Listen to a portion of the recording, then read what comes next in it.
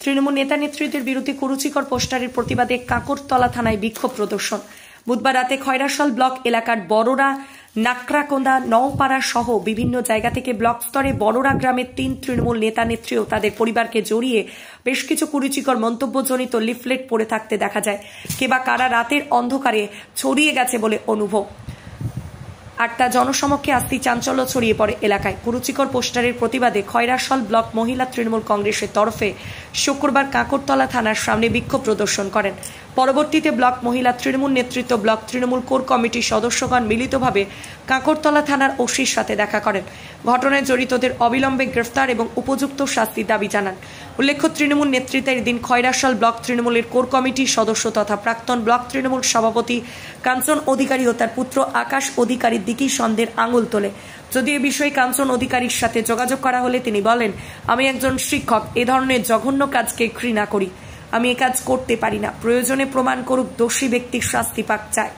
এটি সম্পূর্ণ ব্যক্তিগত আক্রোশ। তাছাড়া পিতা পুত্রের নামে অভিযোগ সম্পর্কে বলেন, পিতা পুত্র একসাথে জড়িয়ে যারা বলছে তারা কি শিক্ষিত না অশিক্ষিত, তারা কি মানুষ না জানোয়ার। অন্যদিকে এক সাক্ষাৎকারে বিক্ষোভ প্রদর্শন সম্পর্কে বিস্তারিত বিবরণ দেন খয়রাশাল ব্লক তৃণমূল সভাপতি নেত্রী রনু সিং।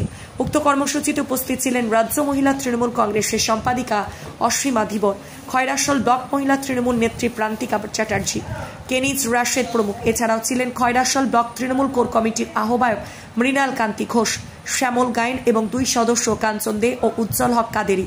বীরভূম থেকে শেখ রিয়াজউদ্দিনের রিপোর্ট, নিউজ আড্ডা 20।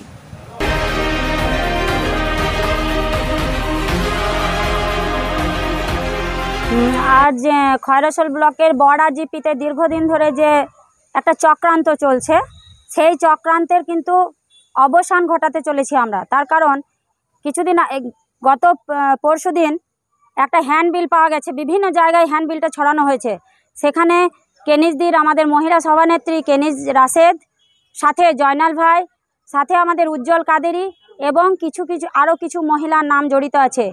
যে কুৎসাটা তারা রটিয়েছে সেটা কিন্তু আমাদের মহিলাদের মুখে আসবে না। এতই নোংরা কুৎসা।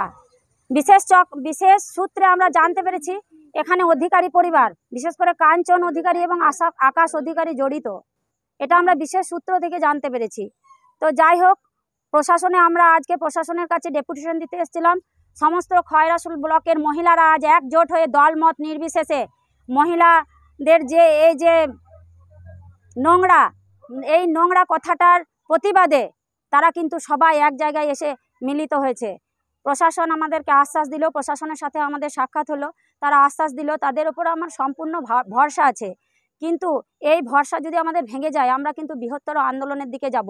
তার কারণ আমরা বিশেষভাবে আমরা মনে করি খয়রাশালের মহিলা টিম কিন্তু চাঙ্গা টিম। সেখানে আমাদের রাজ্যও জানে, ব্লকও জানে, জেলাও জানে, সাহারাদিও আমাদের মাথার উপরে আছে। আমরা বৃহত্তর আন্দোলনে যাওয়ার আগে প্রশাসনের কথা চিন্তা ভাবনা করছি, প্রশাসনের উপরে বিশ্বাস আছে। কিন্তু আমরা মহিলারা যে ভেঙে পড়ি নাই, এটা তাদের কাছে বিচার্য যে আমরা ভেঙে পড়ি নাই। তারা বিজেপি করতে বলেছে, আমরা বিজেপি করি নাই, এটাই কি আমাদের দোষ? কাঞ্চন অধিকারী কতগুলো মানুষের বেতন আটকিয়ে দিয়েছে ভিআরপিদের। তার কারণ কি? তাদেরকে বিজেপিতে ভোট দিতে বলা হয়েছিল, বিজেপিতে ভোট করতে বলা হয়েছিল। যেখানে মমতা ব্যানার্জির এতদিন খেলো পড়লো, তিনি এত চাঙ্গা হলো, তার ভুঁড়ি বাড়লো, তার ঘর দুয়ার হলো, সেখানে কি করে তিনি মমতা ব্যানার্জির বিরুদ্ধে যায়? এটাও মহিলা সভানেত্রী টিএমসি, আমার দিদির দলের দল, তো আমরা একটাই করি, মমতা ব্যানার্জির দল।